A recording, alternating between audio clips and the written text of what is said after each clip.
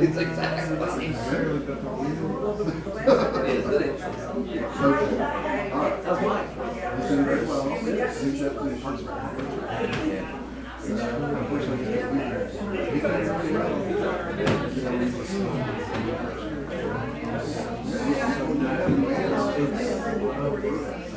He's hiring me. He just have been trying to hard. Yeah. He's the one that said this is where it's going. Find out. So we just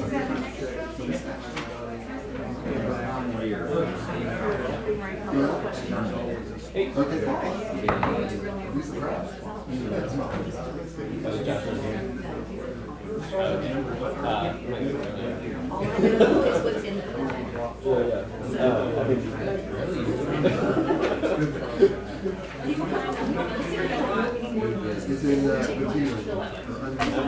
I'm gonna make some. So yeah, it shouldn't be. anything else?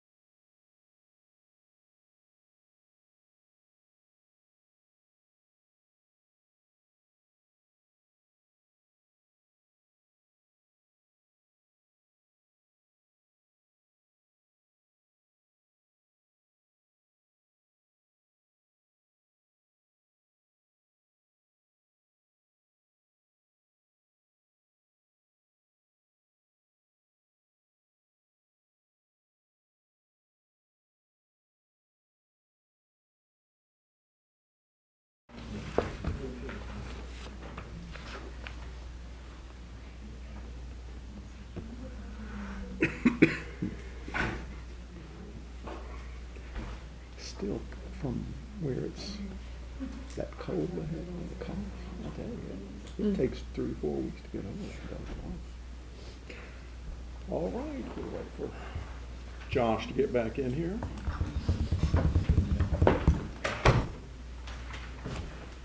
All right, I'll call the board meeting for December to order. If you'll please stand for the Pledge of Allegiance. Pledge allegiance to the flag of the United States of America and to the republic for which it stands, one nation, under God, indivisible, with liberty and justice for all.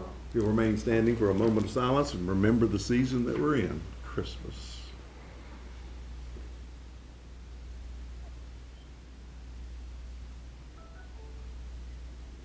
Okay, you may be seated. First announcement would be I want to say thank you to the Chamber of Commerce for the excellent presentation of the parade and also of what they did for Holly Jolly on the Friday night. I think they did a fantastic job. I've never seen so many people. I know going through town in the parade, I would see in the past, you'd have people lined up, maybe 2 deep, but there were many places, there were 4 people deep. I mean, I've never seen so many people. Another good reason for this, I love this day, one of my favorite days, is because last night the sun set at 5:17. Tonight the sun sets at 5:18. The process that is called analemma, A-N-A-L-E-M-M-A. It has to do with the declination of the sun and how it rotates around. And so that even though we'll have the winter solstice on the 21st, we are gaining light at the end of the day. So, and there's hope. And again, there's plenty of hope for this season. And I hope you all have a good Christmas. The ethics statement. In accordance with the Code of Ethics adopted by the Council, all members have a duty to conduct the affairs of the governing board in an open and public manner, free of conflicts of interest. Is there any item on the agenda, the outcome of which will have a direct, substantial, and readily identifiable impact for any council member, his or her family, or close business associates? No. Does any council member have financial interest in any public contract coming before this council today? No. There being none, all council members have a duty and obligation to vote. I want to read a proclamation on Arbor Day. Whereas in 1872, J. Sterling Morton proposed to the Nebraska Board of Agriculture that a special day be set aside for planting of trees. And whereas this holiday, called Arbor Day, was first observed with the planting of more than 1 million trees in Nebraska. And whereas Arbor Day is now observed throughout the nation and the world. Whereas trees can reduce the erosion of topsoil by wind and water, cutting healing and cooling costs, moderating the temperature, cleaning the air, producing life-giving oxygen, and providing habitats for wildlife. And whereas trees are a renewable resource, giving us paper, wood for our homes, fuel for our fires, and other countless wood products. Christmas trees. And whereas trees in the town of Black Mountain increase property values, enhance the economic vitality of business areas, and beautify our community, and whereas the town of Black Mountain Stormwater Program has given away free native trees for the past 2 years to Black Mountain residents to assist with stormwater mitigation and to prevent erosion, whereas the town is applying to become a designated tree city for the 19th year. Now therefore I see Michael Sobel, Mayor of the town of Black Mountain, do hereby proclaim December 1st, 2023 as Arbor Day in the town of Black Mountain. I urge all citizens to celebrate Arbor Day and support efforts to protect our trees and woodlands. Proclaim this 29th day of November 23. All right, we'll now move to citizen comments. First up, Debbie Norman.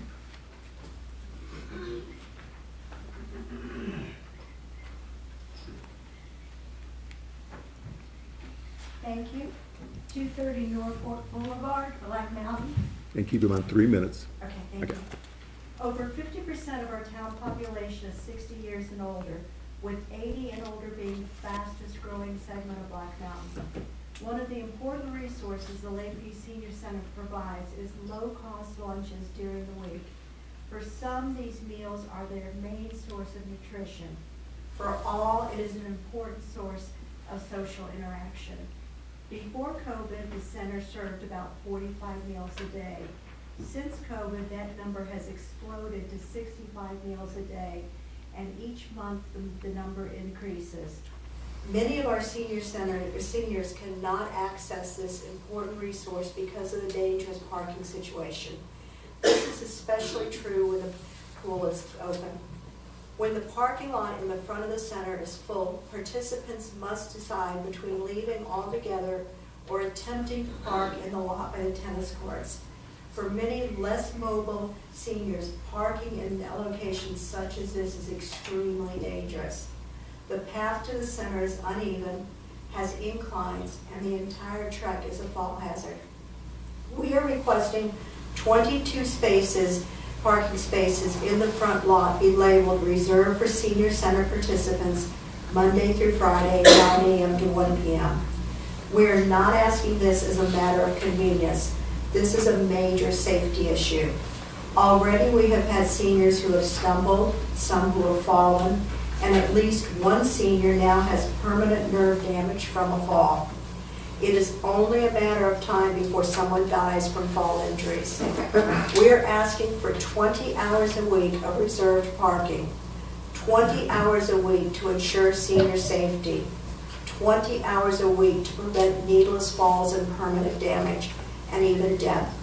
During this time, pool participants can park in the lower lot, and seniors such as myself who are mobile will park in areas to ensure that those who need the parking spaces have access to them. We await your response. Thank you. Thank you very much. John Sloan.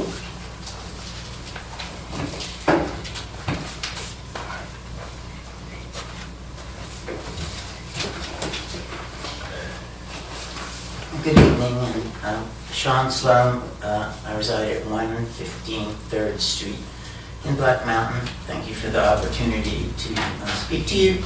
I'm here today to encourage the town to consider purchasing the 6.9-acre parcel of land adjacent to Veterans Park at 500 Blue Ridge Road. The Parks and Recreation Long-Range Plan establishes that the acquisition of land next to existing town parks is of the highest priority for the community. I believe that this particular parcel of land on Blue Ridge Road presents an excellent opportunity to support the town's growth and the enhancement of our recreational spaces. I cannot think of a more ideally suited property for development. It's flat, it's cleared, it's river frontage, connects to our greenway. There's paved road frontage on a major road, Blue Ridge Road. All you'd have to do is take the fence down and throw some grass seed, and there you'd have a park. Cheap. Investing in our parks is an investment in the future prosperity of our town.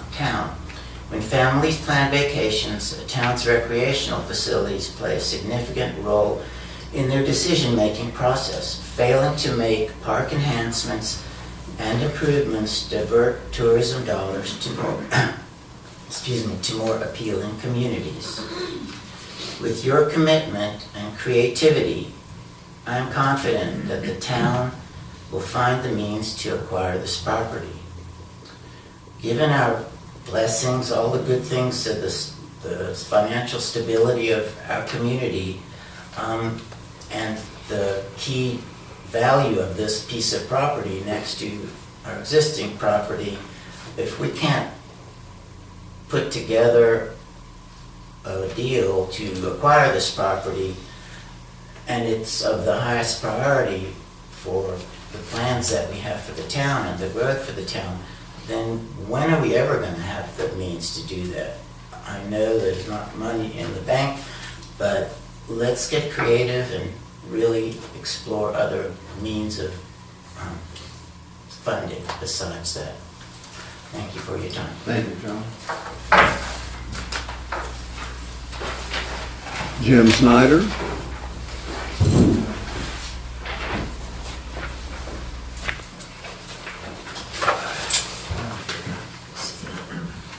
Jim Schneider, 210 9th Street. I appreciate being a resident of this fine town. Appreciate all your efforts. It's quite gratifying having been here 15 years. I'm just here to speak to Debbie Norman's request at the senior center. Besides the meals, there's many other activities there that start at 9 o'clock. And I've heard that it's actually even open later in the afternoon after 1 o'clock. So just speaking to that issue of parking, I never thought I'd become a senior citizen, but here I am. So let's do what's right for these chronologically gifted folks. Thank you. Thank you, Jim. That's us. How many are of that? Yeah, we're here. Those of us who are able to see and get out and about are Right. good enough. Peter Dower.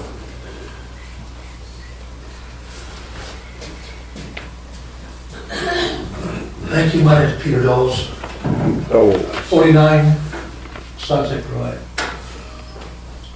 I received my water bill on Saturday, and it jumped quadruple in price. Looked around the house, see what was wrong, if any leaks, no leaks. Popped open the thing to see the meter, see if the meter was running. No meter running, but there was water inside the container. Came over here this morning and was told that I had no right to look at the meter because that could be considered tampering, and it was a $500 fine. More concerned about me looking at the meter, and I said, I didn't touch the meter. What's the problem?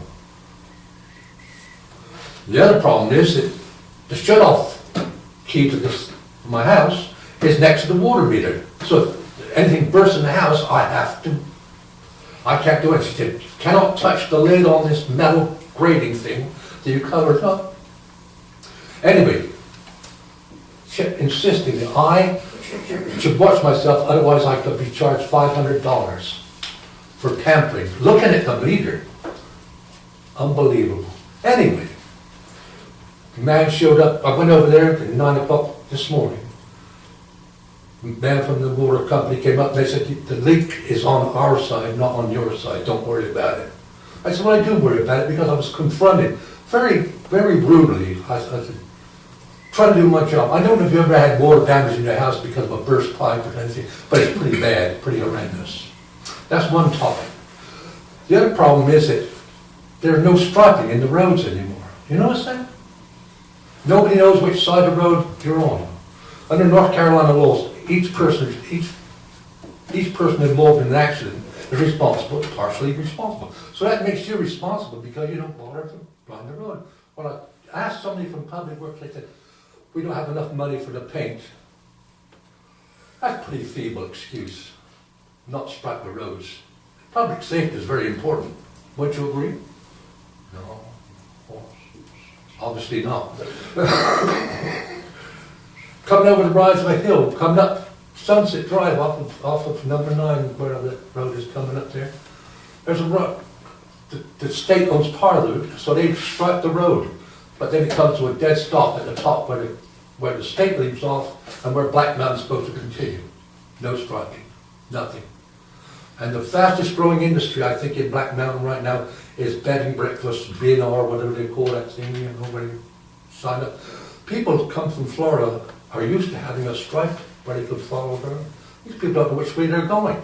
You come to near death every week. Once a week, it's a near tragedy. Who's coming over the top of the hill, which side of the road they're on. Public safety, and you're partially responsible for that. we will look into that. Thank you. Thank you. Am I about a $500 fine now, or what? Julie White. You don't have to to pick up fine. My Yeah, husband I did. No, my husband had the same problem. They're nice. So that's not why I'm here. Julie White, 205 9th Street, and I'm here on behalf of the Active Mobility Commission. I was here a couple of months ago, kind of complaining to y'all. So I think it's fair to come back and say thank you all for responding to our requests. So we had suggested some changes to the Active Mobility Commission ordinance, and after some discussion and some talking with Josh and staff, we submitted those and y'all approved them, and I want to thank you for that, as the commission does too. So I have met with Josh, and we have kind of come up with a procedure to make sure that we are included in discussions that are pertinent to us and projects. And as a matter of fact, we have Kimberly Horn meeting with us in our meeting this month to talk about the feasibility study of the Greenway along Old 70. So it's very encouraging, and I want again to thank you, and that's why I'm here. And Josh has said he would meet with me monthly, which I'm like, well, I don't know if that's quite. We need to do that often, but the doors are open, and I just wanted to thank you instead of complaining. So, Merry Christmas.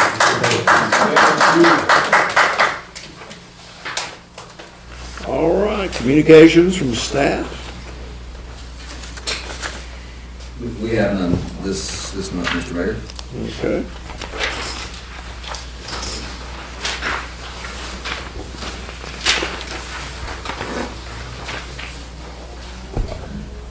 Consent agenda. Continue on. All right, consent agenda, adoption of minutes. 5A will be your adoption of minutes. 5B will be your adoption of the 2024 Town Council Agenda Workshop and regular session meeting schedule.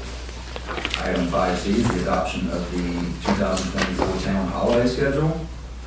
5D, you have 3 budget amendments, one for the Bicycle Boulevard at $20,000, one for the dugouts at $72,000, and then lastly, you have one for $18,350 that will be coming out of the police department forfeiture funds to buy new handguns. Item 8E is the monthly property tax collection report, and 8F is the award for the contract for feasibility and master planning for the donated properties, i.e. Hemp Hill and Ventures. And that will be your consent agenda. Question I've got on this one, first of all, is on the Bike Boulevard. Is that the entirety of the project, or is that? That's the remainder of it, Mr. Mayor. They ended up spanning budget years, so the money we had allocated last year just went back into fund balance.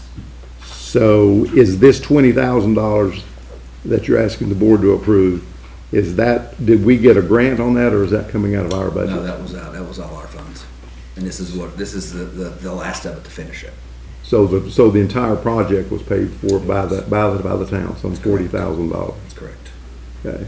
As I've been driving up and down Montreat Road, I've been noticing, I thought that there was going to be some kind of a crossing there. You're still waiting. That's coming. We're going to have the 2 beacons on each side where you push the buttons and a painted crosswalk. We're just in line waiting on painting. Will that be at Laurel Circle or on Connolly? It'll be at Laurel Circle. So it's going to be on Laurel Circle then? Yeah. If you drive up through there, you'll see where we've recently done some concrete work on the sidewalks. Right. Yeah. So it'll be right there. At first I thought that was something to do with stormwater because it had to do right in the area where there were stormwater drains. That's right. Yep. Okay. Do we have a timeline on that? I'm gonna look in the audience. What is the We're just timeline? waiting for the painting contractor to let us know his availability.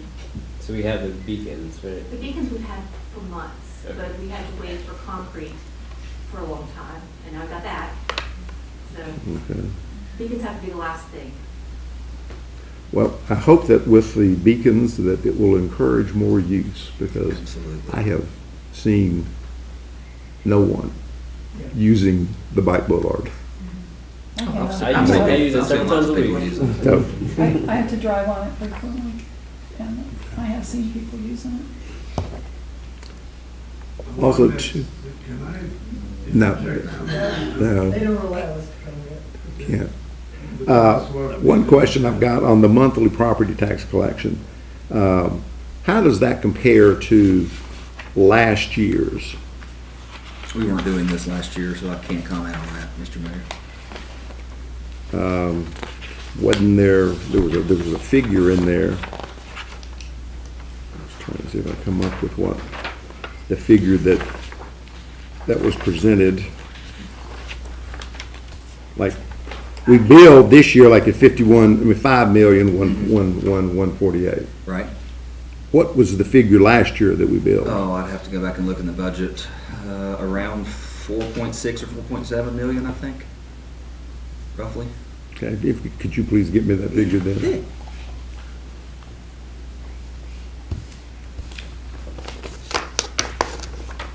Because I know we have a very good high rate of collection. Almost But I'm just 100%. trying to, as we begin to look to this year and to CIP projects and stormwater projects and where we're gonna get the extra money from. Anybody else got anything they wish to say about the consent before we vote? Before there's a motion? Do I hear a motion? I move to approve consent agenda items A through F as presented. Any discussion? If not, all in favor? Aye. Okay.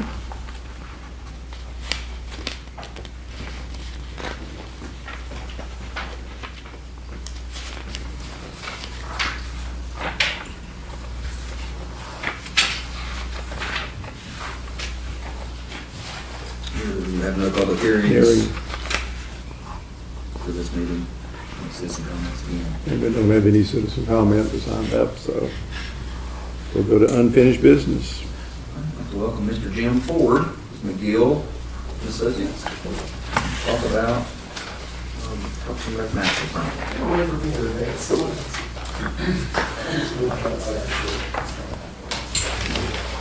Hello again. Hello to all of you folks. Mayor, council, I appreciate the opportunity to be here. Though it's been almost a year since I was here last time, and it was to discuss the system-wide Parks and Recreation Master Plan. So what I've pulled up here is the same presentation you saw before. I'm sure that you guys have completed everything in the plan, right? Everything's done. We're starting a whole new one there. Darn. The good news is Josh did mention to me that some progress had been made on some of these recommendations, which is amazing. I love hearing that you guys are finding use in this plan. But with that, I'd like to summarize this presentation. I'll move very quickly and give you an opportunity to answer or ask any questions. So if you recall at the beginning, we had a large plan. It covered everything from who you were as a community, which I think is really important to understand who we're serving, all the way through your inventory and recommendations. And what I attempted to do in this plan, because it was requested, was to try to figure out, without actually having construction plans, what it's going to cost to actually implement some of the stuff. I'm sure anybody who's ever tried to do that knows it's very difficult, and it seems very scary, but it's about a scope. It's about understanding how big are we talking about. So with that, I'm going to move very quickly for this. They've already seen this. Your inventory, these are your existing parks. Those circles indicate service areas. Most of the community is covered with parks. We did hold a pretty expansive community input session. We did up to 7 drop-in community meetings at different locations in October and November last year. 292 people showed up, which is fantastic. We did some fun activities. One of those was a visual preference survey. The top 10 things people requested are here. I'll just say that from this, it was a lot of, we love what we have, we want to see it better maintained. We'd love to have 4-season recreation in Black Mountain. Can we have a community center? Okay, there were other things as well, but we heard a lot about that. The survey, very successful, 838 household surveys representing 1,423 individuals. That's a lot. For a community this size, I've been doing this a long time. People love recreation in this town. That's great. I won't go through all the gooey details. Focus groups. Normally I do 4 focus groups on one of these plans, and I might see 15 or 20 people. I had 7 focus group stakeholder meetings with 45 people show up because everybody wanted an opportunity to be heard. We tried to do the best we could with that. Moving along, the plan culminated with a set of general recommendations site-specific recommendations, looking at each of your facilities, and then some future recommendations, meaning, well, what's the big picture? Where do you really want to be beyond 10 years? Move through this. Things that we looked at in particular, because there was a lot of interest in the active recreation, was, heck, do we have enough tennis courts? Do we have enough pickleball courts? Does anybody remember pickleball? We heard a lot about that. I think the entire contingent of pickleball players showed up at the last presentation, which is okay. Moving along, I'm going to go through these quickly unless you want to stop. Site-specific recommendations. Craigmont, there are dollars here. What does that mean? Well, it changes every time you look. But from 30,000 feet, when you're doing planning, you look at existing projects of similar amenities, the cost of those to come up with these dollar amounts. These are from a year ago. That being said, I don't think the economy's gotten any better. So they're probably still holding true. But when you choose to do a site-specific master plan or choose to construct any of these recommendations, you will need to do your due diligence and make sure you understand the cost before moving, because it always is a moving target. Lake Tomahawk. We went through each of these. Riverwalk. I think somebody had just mentioned Veterans Park and the community garden. Just to tag on what I had heard, there might be opportunities for land acquisition grants. If that is something you want to pursue, the question was, can we look for creative funding? The state's got a lot of grants that would be good for something like that if you were eligible. Now, future facilities, as you see, that map I showed you at the beginning with the new recommended parks, you're just covering even more. And really, you have such a diverse community with the activities. I mean, it's not just stick and ball, right? Here, the Greenway is very popular. Disc golf is big. The pickleball, we heard, is huge, but the community garden, performing arts, etc. You've got a community that sees recreation very diversely here. Staffing was one of those big recommendations that came out of this plan. You had staff, you were kind of keeping your head above water, but we really recommended that you have some additional staff. And when you implement the other recommendations, obviously the more you have, the more it takes people to be there to take care of it and maintain it. So additional staffing for that. The back of the plan tried to provide priorities to the recommendations, if you recall. Now, that's based on my experience. That's based on the costs of things and public input.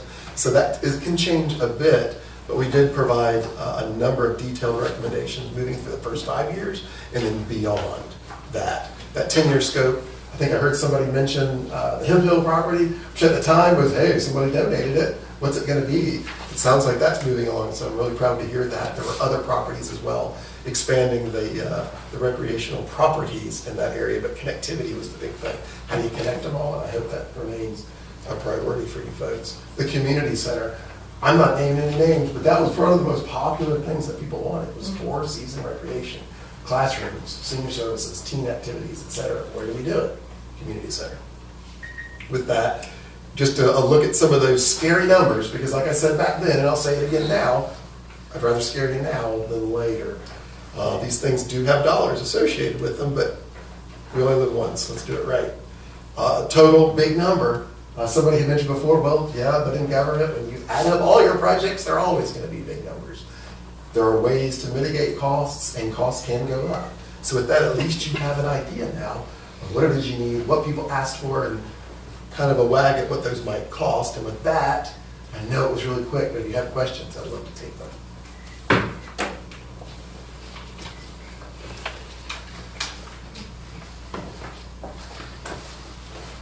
That's great. I guess I'll say the same thing I said last year when we got this the first time around. I love all this stuff, and I want it all. Right. What I said last year was I'm pretty sure we're going to disappoint everybody in this room in one way or another. It's a big challenging project. There's no doubt in my mind that it would be a wonderful thing if we could implement all of it, but I still hear from, we all hear from different folks like the tennis community that felt let down after, was it 2007? At some point in the past, a study that happened and was never fully implemented. So I guess what I'm saying is, I don't want people to leave tonight or anybody thinking they're planning to do all of this tomorrow, or that it's a plan, it's a vision, and as you said, there are different funding sources to be explored and all of that. And I don't think to sound negative about them, but I just want to manage expectations of everybody.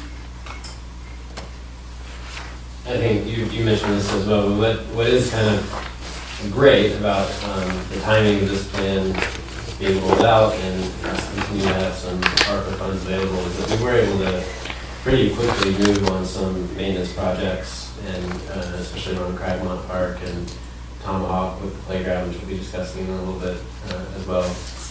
So it's exciting that we're able to kind of move on some of these, and I share your excitement around vision for the future of this plan.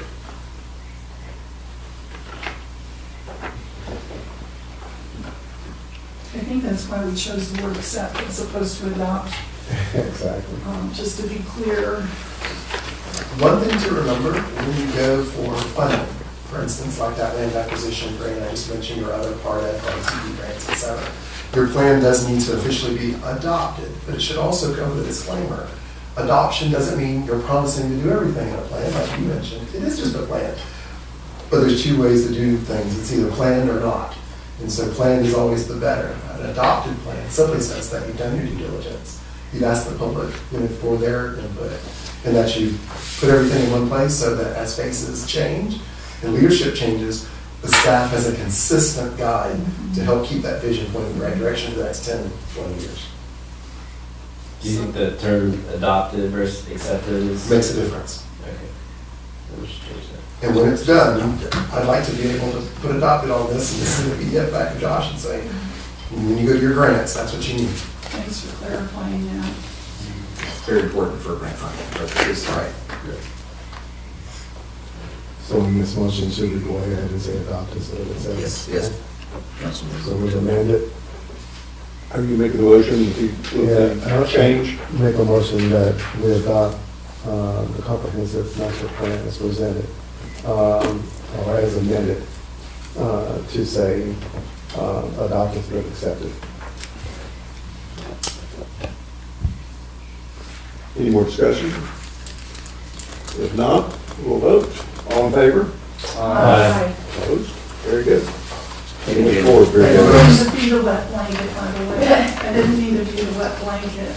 But I'm really excited about this whole thing. It's a wonderful thing to do. Well, I've been coming to Black Mountain for as long as I've been in North Carolina, 15 years. I can't wait to come back because I'm coming to these parks. Thanks, y'all. Thank you. Thank you. New business. Sure, 9A, appointment of alternate representative for the Black Mountain Center for the Arts. And you have, I think typically in the past, I think we've done a ballot method for this, am I correct? However, it's only one applicant for each one, so there's no point in doing the ballot method. Was there an applicant for the alternate? Center of the Arts? No, I'm sorry. No, there was no. We've got a couple. This one, I'm sorry, 9A, really, this seat was vacated by Councilmember Christie, and we wanted to reappoint it.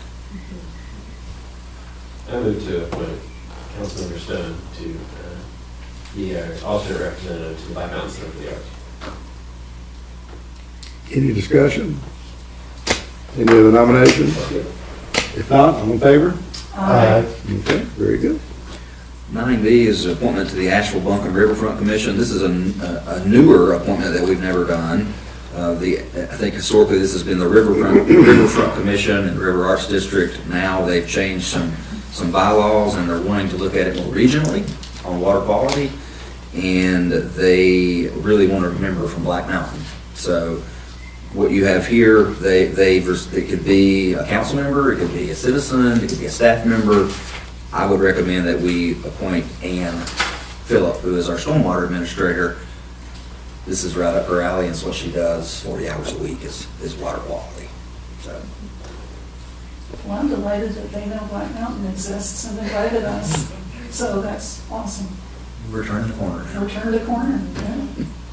I was also excited to see they're shifting their focus from particularly development towards sustainability and looking at the environmental impacts, so. And this will be very important for the future movement of the Fonta Flora Trail. Does Ann know about this? Ann is here, I think Ann is present, and she Yeah, about this, is, I told her this morning, if she got approved tonight, she would be going to a meeting this week, because it's Thursday. I move that we appoint Ann Phillip to serve as a member of the Ashwaubenon Riverfront Commission. Can I ask a clarifying question? Is this part of her salary duties? Is it part of her salary duties? Yeah, Then come on board? yeah. Other duties as assigned, I maybe? mean, if we're appointing her to a group, are we paying her for that? Because there's a difference between. Maybe it was So just- it's part of the 40-hour week? Yeah, absolutely. Okay, all right, well, just want to have those expectations in mind. It's not overtime, it's part of the 40-hour week. Says there's a motion on the floor, any discussion on it? If not, let's vote. All in favor? Okay. Congratulations, Ann. Thank you. 9C, you have two board appointments. You have one application for each board, one being the Metropolitan Sewerage District Board. We have one application for that, Mr. Bob Watts, who has been a faithful member of that board for a number of years. They sent me a letter requesting him back. So I think he's present, and he told me he would love to serve again, so. Okay, we'll hear a nomination. I move to appoint Bob Watts as our representative to the MSD board. Any discussion? Any other nominations? If not, all in favor? And then lastly, on board appointments, you have an appointment of an alternate representative for our zoning board of adjustment. This fills the zoning board of adjustment now. We'll have 3 alternate seats. You have one application for one vacancy. The applicant is Linda Brinson, who's very excited to be appointed, if you so choose to do so. I'd like to move that we accept the nomination of Linda Brinson to the ZBA as an alternate representative. Okay. Any discussion? Hearing none, all in favor? Aye. Okay. Unanimous? She is. She is here. Yay, Linda. Oh, Linda. And then next, I'll call up Mr. Travis Keever with Gould Killian to go over our audited financial report for fiscal year '23.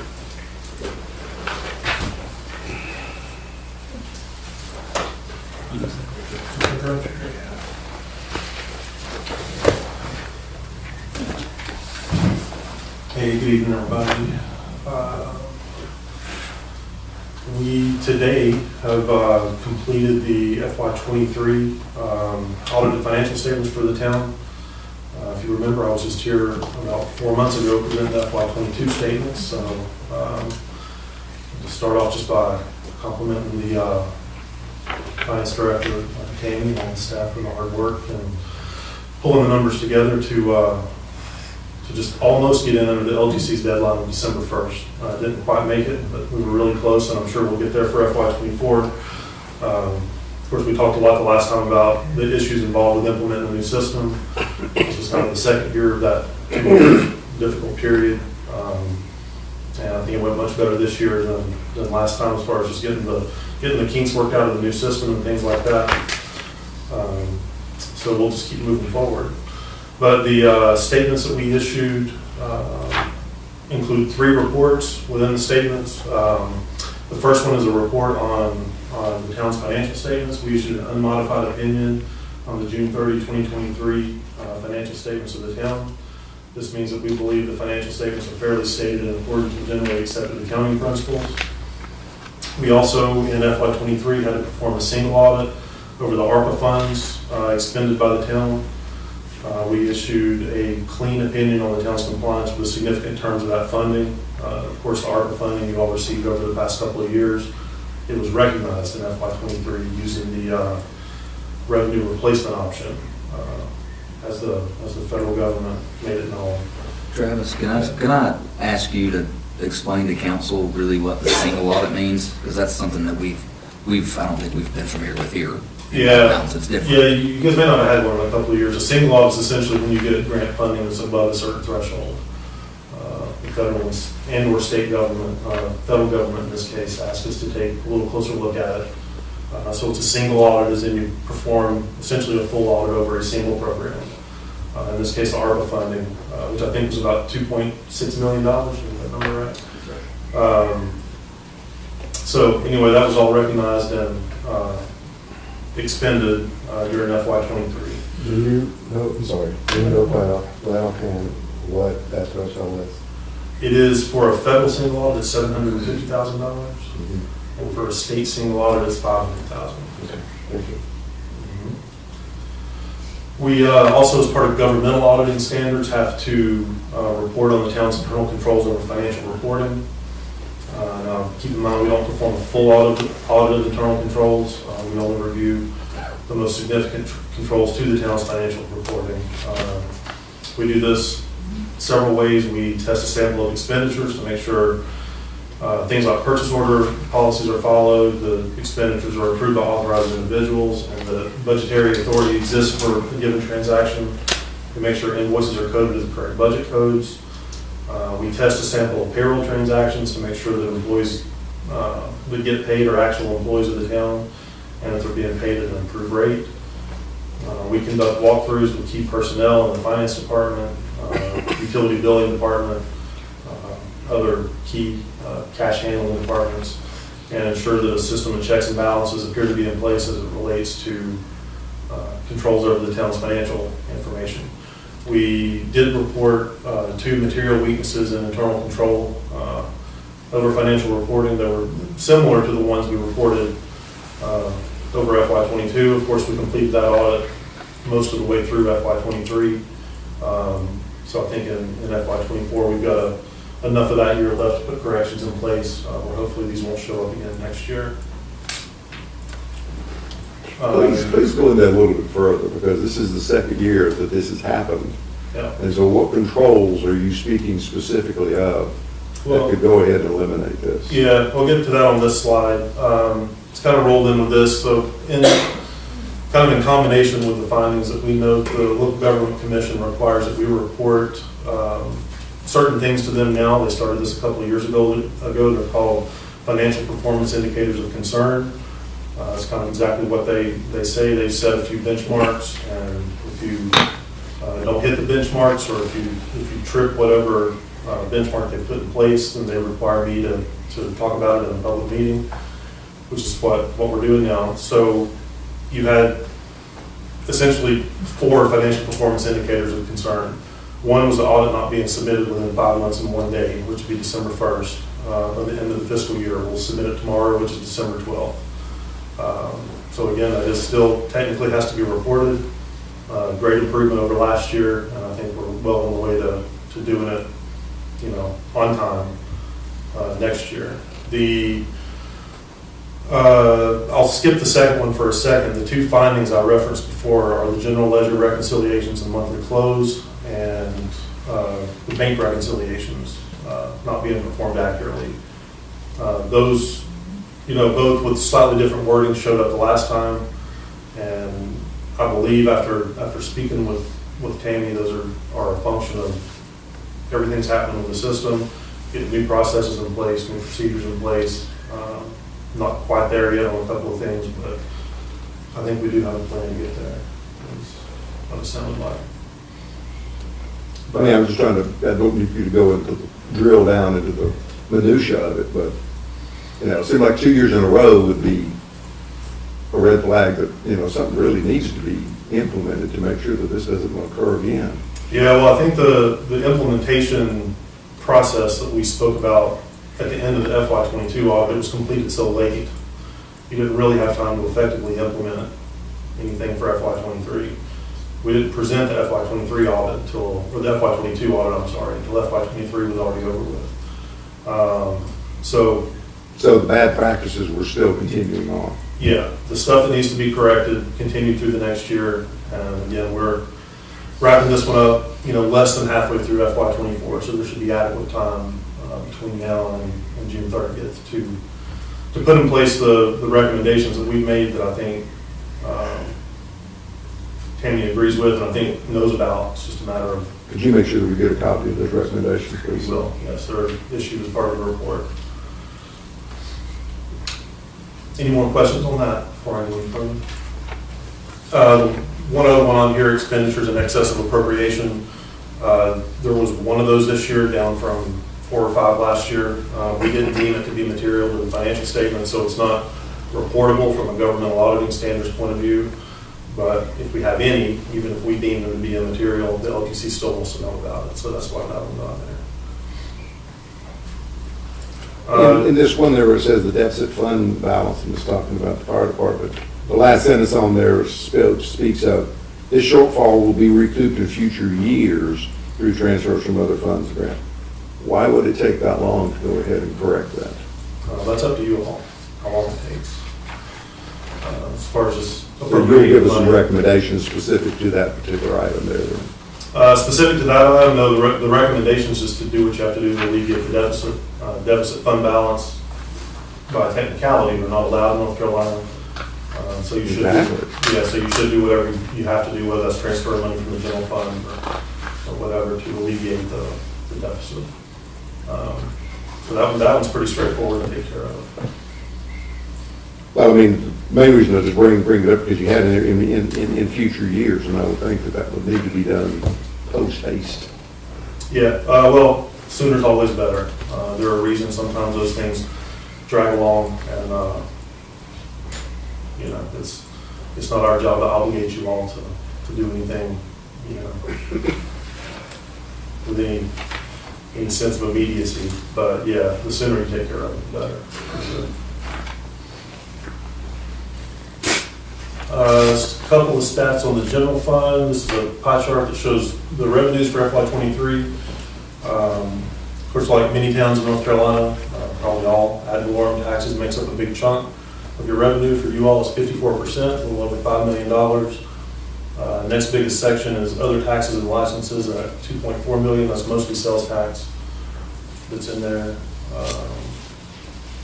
Everything else is pretty standard. The other section, which is $391,000, that is primarily bank interest, which took a huge leap during FY23. So it's got a nice little boost from that you've not seen in a long time because of interest rates.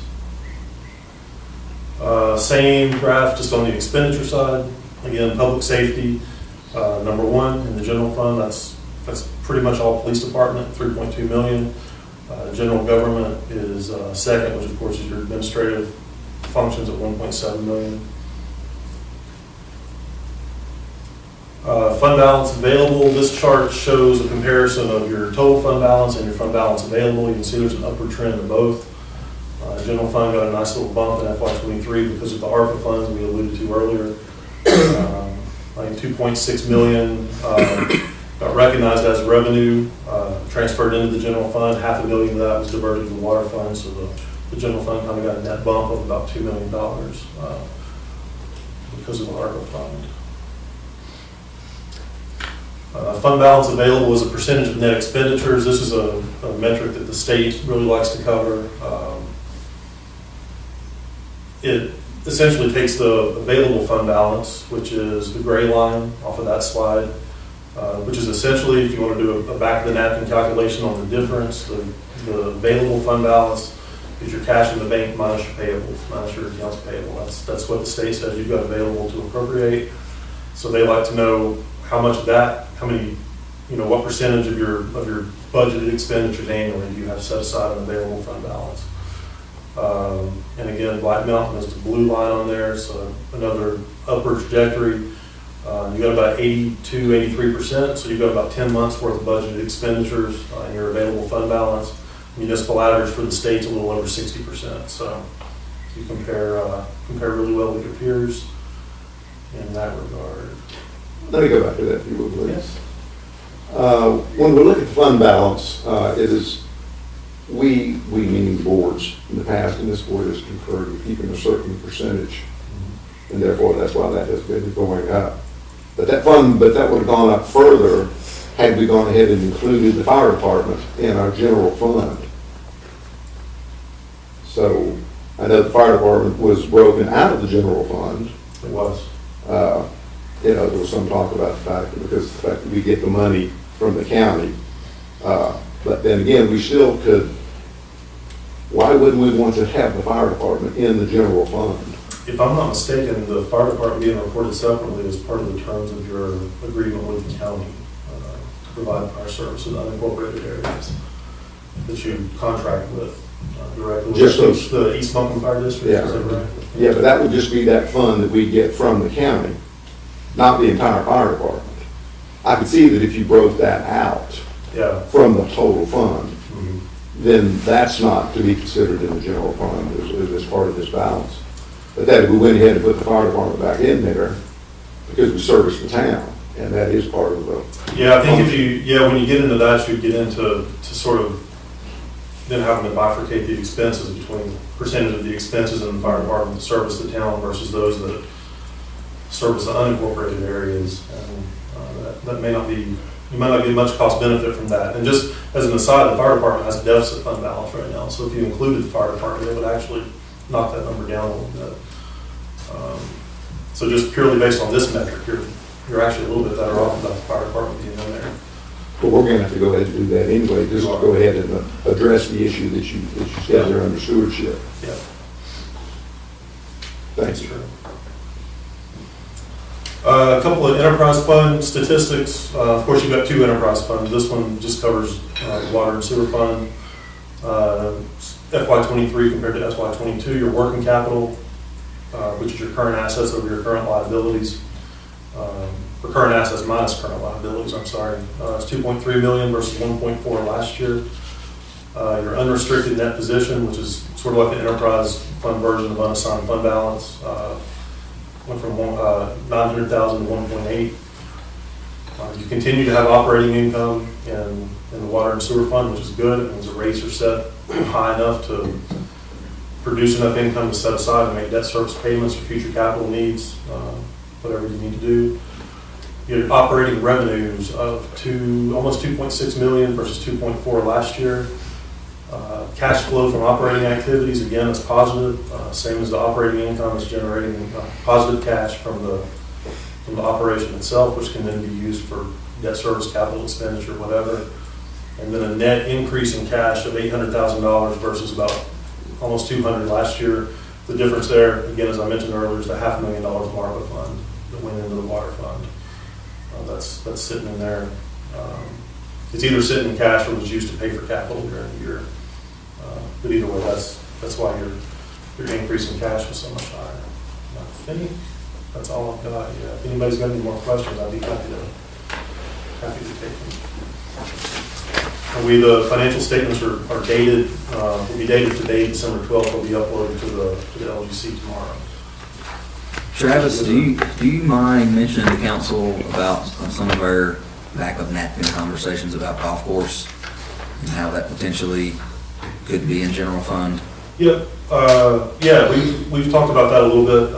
Currently, the golf course is accounted for as an enterprise fund, which legally means it's supposed to be, for lack of a better term, run like a business. It's supposed to support itself, and it has the last few years, the last couple of years. Part of that are just sort of systemic things in the environment from the pandemic forward. People started playing golf again because you could be outside and not around anybody else.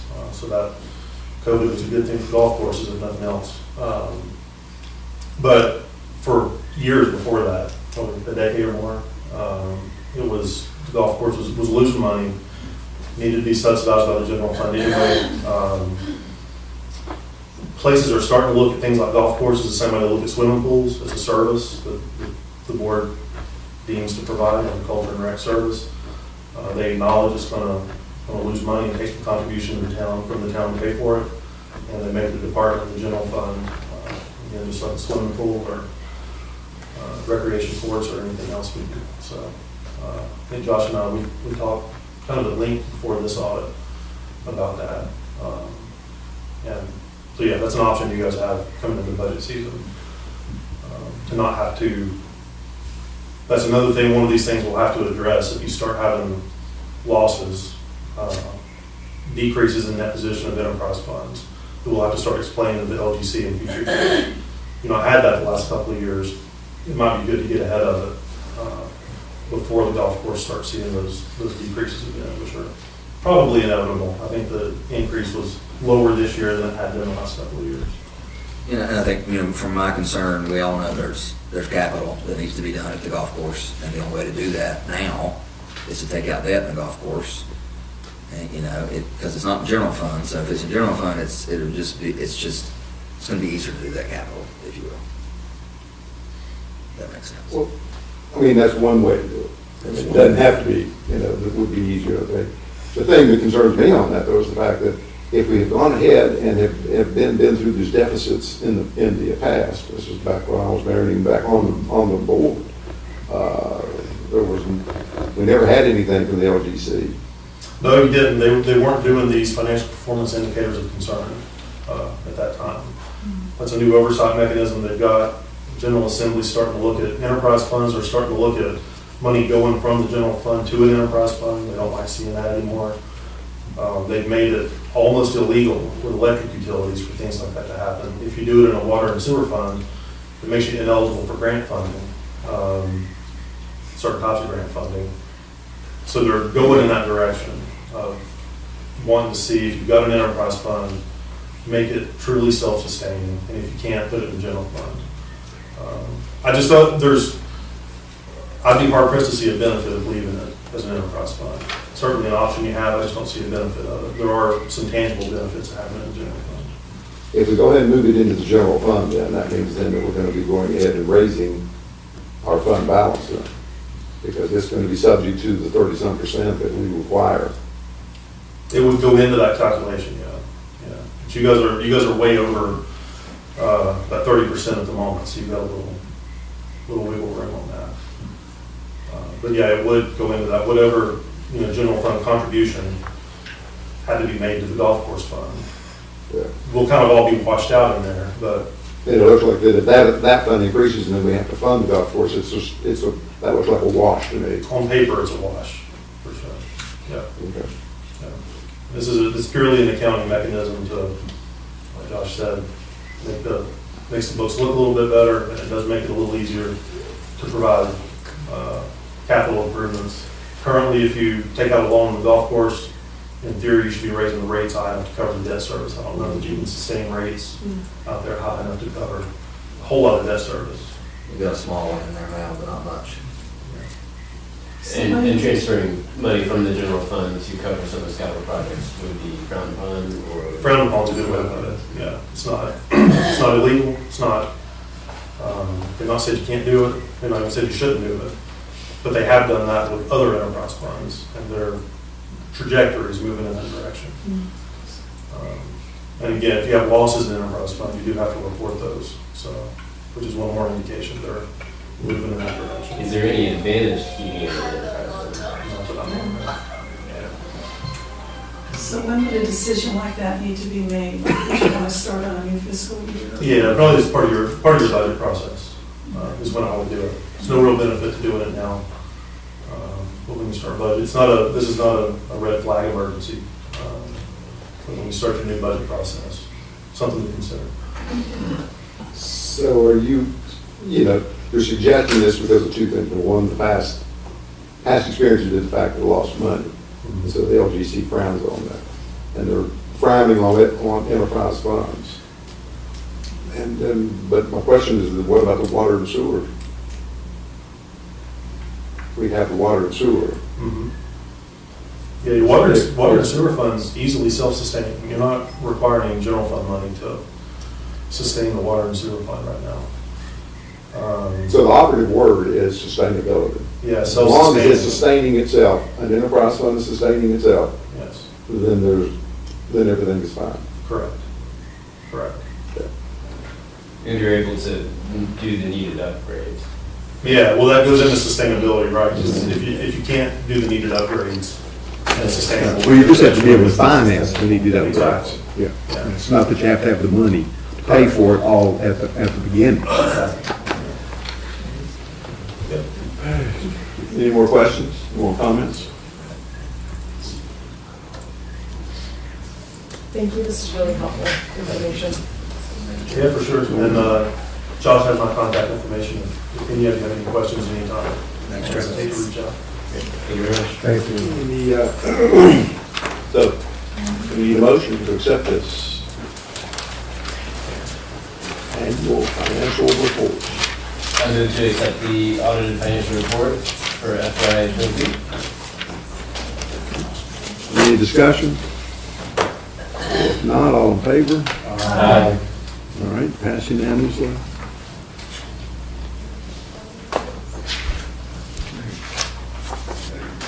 Next, you have your item 9E, which is Lake Tomahawk Playground upgrades. As I mentioned to you in our agenda meeting last week, really got quite a few options in here, and we put together a little PowerPoint to give to you, which we're going to put up on the screen now, to talk through these different playground options. I'm not Josh Henderson. I know the agenda says that Henderson was at a conference this week. And so I'm filling in. He was kind enough to put together this PowerPoint to help me with this. He's much more familiar with it than I am. So the playground was originally installed in 2004, and not too long ago, in 2020, that pour and play surface was added around the existing structure. So that footprint of that current structure is really, it's poured and played into place. There are holes there if you were to take it out, and patching those holes, I understand to be a challenge if what advised. And so we have $100,000 budgeted from the ARPA funds to do some upgrades. We have a couple of options, and they're but they're a little bit more easier to read in PowerPoint. So this is option 1, and all these features have great names, like nature play stumps, and 3 STEM activities, and freestanding swing set. Yes, right there. And this option 1 includes all of these features and the pour and play surfacing. So there's your list of the features. Price tag does come in a little bit over what you originally budgeted. I know that this is Mr. Henderson's preferred option of those presented. And a lot of it has to do with maintaining that poured in place across the different locations. This would be where the existing swings are and the space between the current playground and the swings. Okay, so the existing structure where they can climb up and slide. Yep, that stays untouched. over, yep, expands upon with these features and pour and play. So option 2 is the same, but with mulch. And it comes in $50,000 difference in that. No. But it's the same features in the same location. And in option 3, you have the play structure, and here's how it lists. So this includes upgrades to the current structure that is in that pour and play footprint already. And add some freestanding elements, a wobbly web, a spinner, and a comet. Which one of those, all those are, I'm not entirely sure. There's your web down there. No idea what the comet is. But those are your things that maintains that surface area with the new play elements in it, so we be consistent. So that doesn't even have any swings. That's right, the current swings would stay in this scenario. This is just improvements upon what is there. So that's basically like keeping the posts and stripping out the rest of it? Is that kind of what I'm understanding? That's what I'm understanding as well. Okay. So when it says pour in place on all these slides, it means keeping the pour in place, not Yes, redoing. or in these situations, it would be new. That would be new there, because it's not there, it's mulch It's now. mulch. The only pour and play is on the existing slide area. Right, so when it says mulch surfacing, that means, It would be mulch and not. right, but the pour and play means keeping the pour and play, not putting in new pour and play. Well, you would put in new pour. Am I making this wrong? Yeah, well, yeah, the option you're looking at on the screen, that's option 2 without pour and play. Option 1 was with pour and play.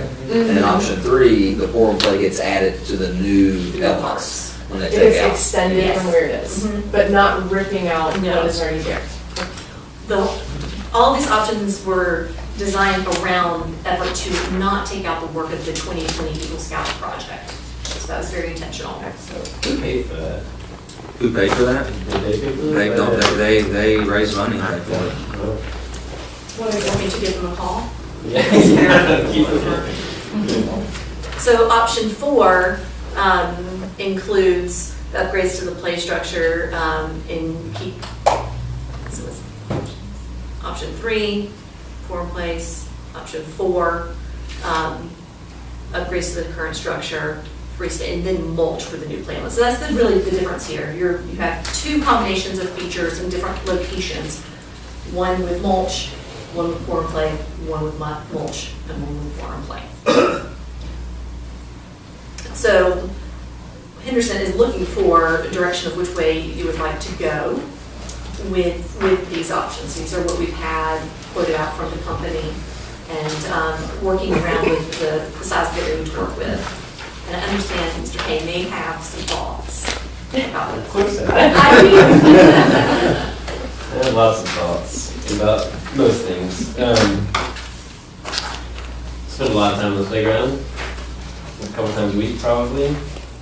And I did, when we first started talking about this, several months ago, I sent an email and SMS blast out to every parent that I could think of that I see at that playground and asked them what they wanted.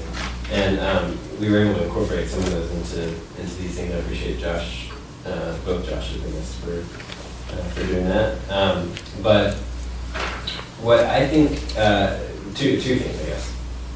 The first is that the current structure is not that bad. I mean, it's well loved. It's it has a lot of neat features with monkey bars that I don't see in this option. It has the 2 slides. One's perfect for younger kids. The sandbox is one of the features that I kept hearing repeatedly that people want to keep, but I don't see that in this plan either. And so I'm not sure that replacing the current structure is needed or really going to enhance the play area that much. That said, it does need some love. I think a lot of it could probably get scrubbed off, just needs to get cleaned, maybe some things repainted, things like that. I mean, there are areas that don't look very nice, but the structure itself, I think, is probably pretty fine. So I would lean towards option 1 or 2, and I'm going to push for option 2, which is the redoing the swings area, adding some new features, but using the mulch surface. And I'm going to do that because there's a couple things that I think we should consider in addition to this. One is that if you spend any time on the playground, you notice that younger kids in particular are often running either directly into the parking lot because it's paved there in order for maintenance vehicles to come out, so it looks like an extension of the playground. And you see parents chasing kids into the parking lot all the time, which is concerning, if there's someone's looking the wrong way. And then also on the back end, the street is almost at level, there's a slight incline, but not much, and there's no trees or anything like that, no vegetation. So I would encourage us to consider some sort of simple fencing or barricade, whether that's natural or a fence just along those 2 areas. Not keeping people from running into the path and not keeping people from running into the woods that are back there as well. But just, these kind of areas where a young kid would easily either run into the road or run into the sidewalk. So using some of the funds that we're saving, or the $25,000 that we budgeted, we'd be saving with the mulch to take care of that. And the other thing is that what I think makes a playground, a good playground, a great playground, is when you're able to not just add cool, metal features, but incorporate some of the natural elements of the surrounding area. And we do have, at that playground, we have a bank that comes off of the street there, and some wooded area behind the current swing set structure, and then there's a couple cool rock features. And I think if we were just to take a playbook, or take a page out of the playbook that the Montessori School has done, their playground at Cragmont, or some of the features that Montreat has in their playground, down along the creek there. And, you know, I think that some very simple things, like just those tube slides that run down the, you know, run down the bank are super fun. Maybe some sort of little pathway that, you know, a kid bike or a balance bike, something like that could use to have a little, you know, home track type thing, but, you know, for kids and that. And I think that there's plenty of ideas that we come up with that would add to what we're talking about adding to this playground at a very inexpensive, in a very inexpensive way. And that would take this playground from a good playground to a great playground. I think we do that. So I would encourage us to save the money and add the fence and maybe add a couple of other more natural features into that area. I love that you did that research and paid so much attention to the detail on it. I'm wondering about the durability of the, would we be replacing mulch constantly, is what I'm wondering. Maybe not, I don't really know. Is that why we did that corn place stuff, because it stays put better? Well, I think it stays put for better for one. It's probably a little bit safer for two. You don't have, you know, you're not getting stuck with mulch or getting your face and your eyes. And I was calling Jamie. I don't think we replace that mulch that often. It's not something that's every week, is it? No, it has to be a certain type of mulch for children. And there's also regulations to it about how far, it has to be a certain depth, like from the bottom of the slide. It depends on what the playground area is, but it does have to be a certain type, and it has to maintain a certain depth. I do think that, I heard you say this, and I agree, that accessibility on playgrounds is supported by the Forum Play, whether all types of mobility or strollers, wheelchairs, all the things. And mine are not as little as yours, but the face first into the, like the little dude we've all seen it happen. It's more gentle in Forum Play. So I think that's some of the general idea. Yeah, the Forum Play is awesome. I mean, it just feels really great. It does. And, you know, jump on that and play on that. Would it be appropriate to ask Josh Henderson to do some more research on the features that Doug mentioned? And just to get, I would love to know how much all that costs, and if it's not that much more, you know, if we're gonna do it over, let's get some more information. That's just me, if you all agree. Yeah, I think some of the safety features with either fencing or barricades I've heard that point, and I've seen that instance when I walk around the lake. And then, yeah, some of the features on the bank, I think.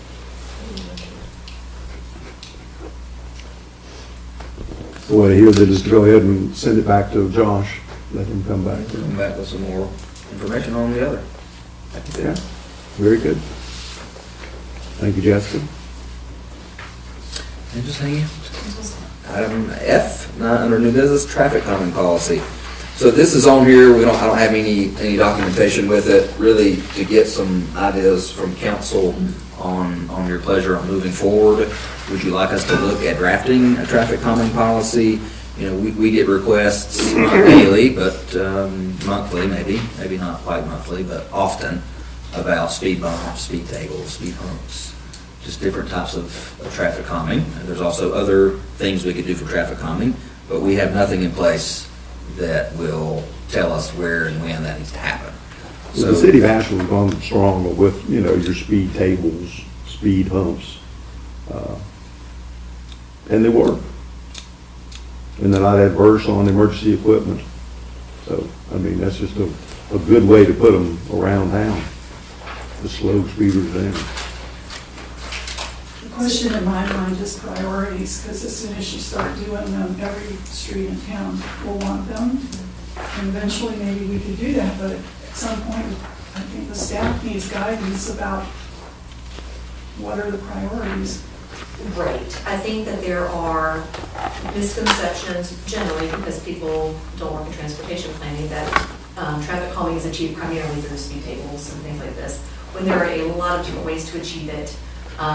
Some that are more expensive than others, some are more, and very context specific to the environment that you're working in. We if we pursue a traffic calming policy, it'll be very unique to Black Mountain because many of our streets are so significantly constrained. They're very narrow in the first place, and one of my favorite ways to calm traffic is to choke the travel lane.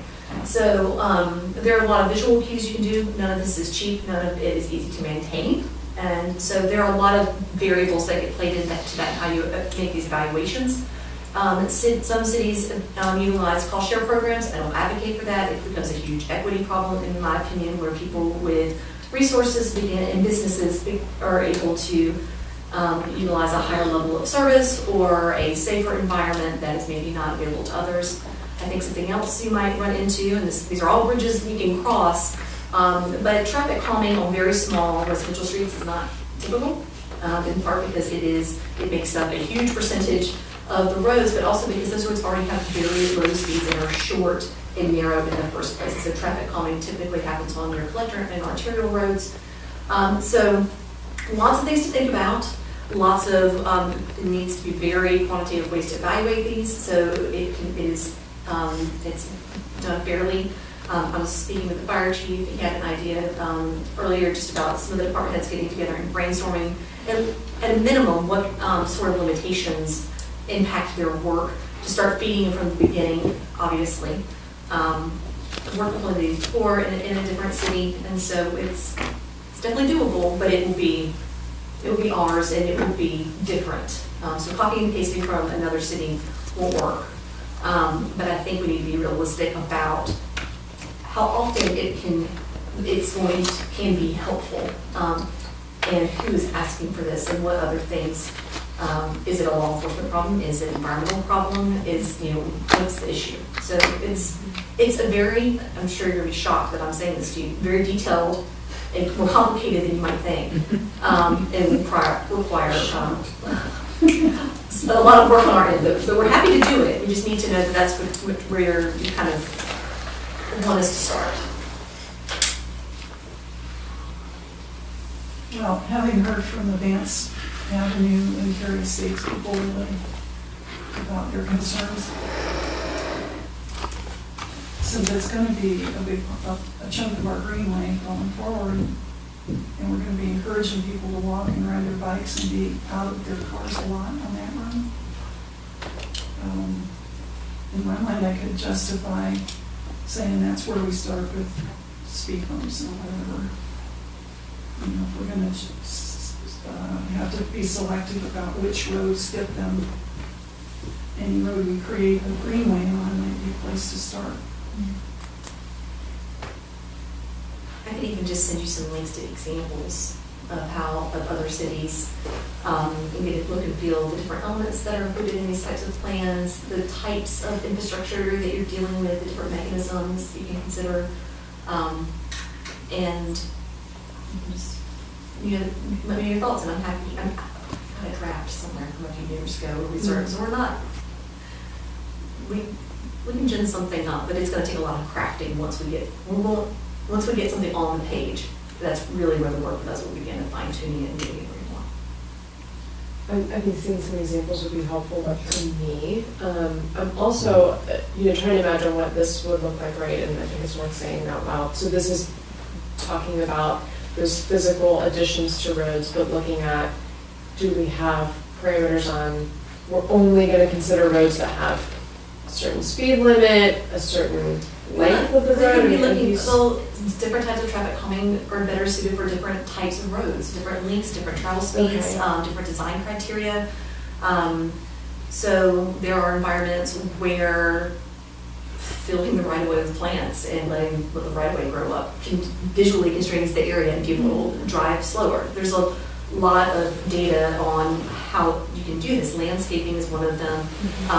The little tiny traffic island, pedestrian refugee areas, rumble strips. So they're all like bread and butter, nuts and bolts kinds of things, but there are more creative ways too. Right.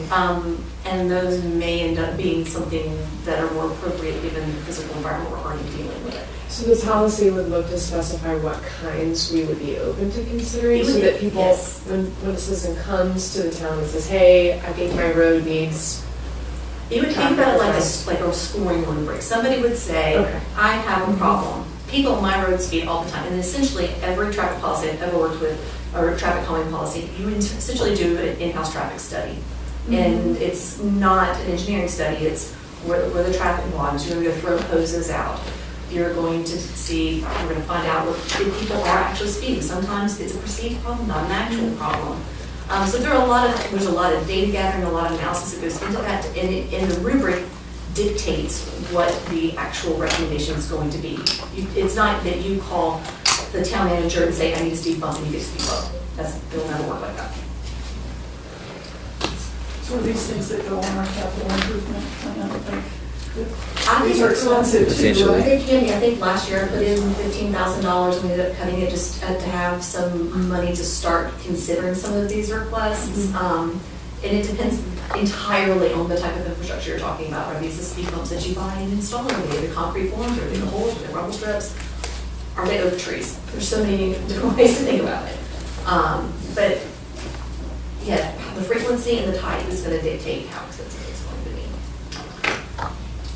And I would just be very careful about adopting anything as a policy. Policy denotes something that's close to a regulatory guidance that I would hate for someone to say you're not following your policies. And when these type of issues depend on fiscal, how's your budget look? And so if you wrote something like this, you'd have to write it so broadly in terms of your discretion that it's really somewhat of a circular document, and that nothing is ever written in stone because it's, again, very flexible. So I would recommend more of call it a part of a transportation planning document, just like you might come up with an environmental document that says, we like rain gardens when presented with these circumstances, and sort of a laundry list of tools that engineers might deploy, so you have a transportation plan that you can refer to as a sort of guidance that's not a policy. And obviously, everyone I've ever worked with is fiscally constrained and says it is subject to the availability of funding, first come, first served, all those sorts of things as well. Yeah. I get what you're saying. I just don't want it to ever look arbitrary, like we picked this street over that street. What were the detail, why did we do that, I understand, but I don't want to get you, well, I would prefer you not get in a situation where someone goes, you did it for that street. Yeah, right, that's where. That's why there's something in writing that can tell us, criteria on why we choose what we choose. Maybe it's the traffic calming guide. I would call it more of a plan or something that's less than a policy. We're talking just like the legality of obligation and how it's employed, but the actual document and recommendations themselves are the same. I take your point absolutely that in an environment where we are trying to elevate active transportation, that traffic calming is part of that, but we just want to make sure that it's data driven and it's not perception driven. Exactly. I think everyone wants us to feel fair and not like we're, in a position where we're picking and choosing. I'll get you some examples. Thank you. Thank you. Everybody satisfied with that? Okay. Communication. Well, I will report that on December 20th, not as part of Christmas, but as part of just due diligence, current guidance, I'm meeting with various department heads, and we're going to do a little bit of a deep dive on code enforcement related issues, and we'll be looking at how your ordinance is currently constructed in terms of what you say in the ordinance must happen, to see if you're asking of yourself more than what state law would require, so that you're creating undue burdens upon yourself, and trying to come up with best practices on consistency. And so anyway, this meeting is on December 20th with a bunch of your department heads. And it will be an ongoing project. We're starting on December 20th. Great. Good. Good. Right, the only thing I really have is so sanitation, we're gonna be doing our dumpsters again this year for excess trash, like we have for the past few years for holiday trash down at our Public Works building. We'll say that sanitation and recycling both will not run 25th, 26th, or 27th. We are closed for those 3 days. We will run again on Thursday. You will just have to hold your trash to the next week, and we'll pick up whatever you've got. So it won't be the limit, it'll be whatever you got. But just keep an eye on our website. We'll blast out information about the dumpsters. But just want everybody to know those dumpsters will be there for being used for your overflow Christmas wrappers and cardboard boxes. Could there be like an easy kind of picture graphic that could be shared easily via email? We'll do something, sure. And that's all I have. Anything from the council? Sorry, I wanted to ask you, there'll be, that will be on the website, there's going I may even do a code red call. Code Red the week before. Yeah. What is the percentage of Code Red of town? We've got approximately 4,800 households. Like usual, I don't know, but I will get you the answer. I promise. I don't know the answer to that. Yeah, that's all communication. Any communication from town council, they want to say? I'd like to echo your Mayor Kimball's remarks earlier about Holly Jolly and the Christmas parade and the efforts that the chamber put into that. And you know, worked incredibly hard this year to put that together, and I thought it was both were a huge success. And we hopefully take that back. I'll just note that our website has a whole new look to it, and it looks great, and kudos to whoever has been working on that.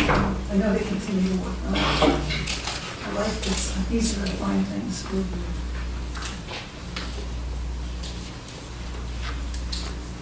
Well, I would just like to say, since I've had an opportunity to, this is my second meeting back, just to say thank you again to my council members for this appointment, that I'm very grateful for this opportunity yet again, and just to express to everyone in town my thanks for their faith in me and in this appointment, and just to wish everyone happy holidays, Merry Christmas, and a Happy New Year. Thank you.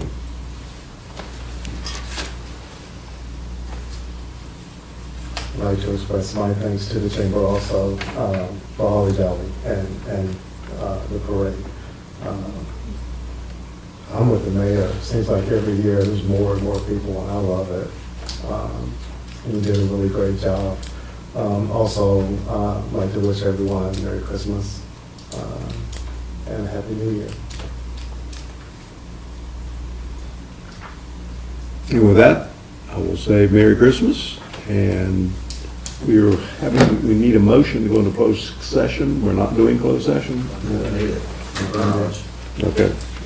We're just on the agenda Yeah, there. we don't need it. Merry Christmas. Meeting adjourned.